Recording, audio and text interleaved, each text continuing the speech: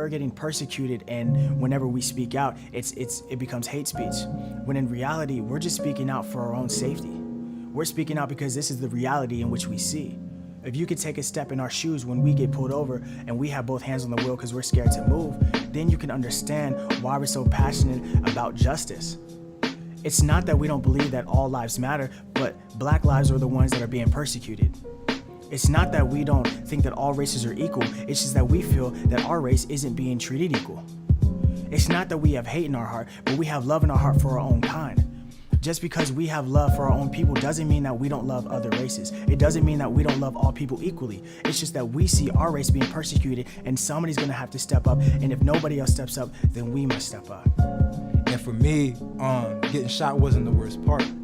The people that saw me laying on that ground and didn't help us, I knew what the perception was. They assumed we was gangbanging or dealing and didn't want to get involved. And having to endure that is tough because you're questioning it yourself. You know, you could have lived in the suburbs your whole life, but you hear something about that murdering and killing, and you decide to go and do, you know what I'm saying, Lord knows what. So of course it's environment and media and music. Growing up, I witnessed those things, and I had a grandmother who always taught me that you don't have to be a product of your environment, but you can be a product of your imagination.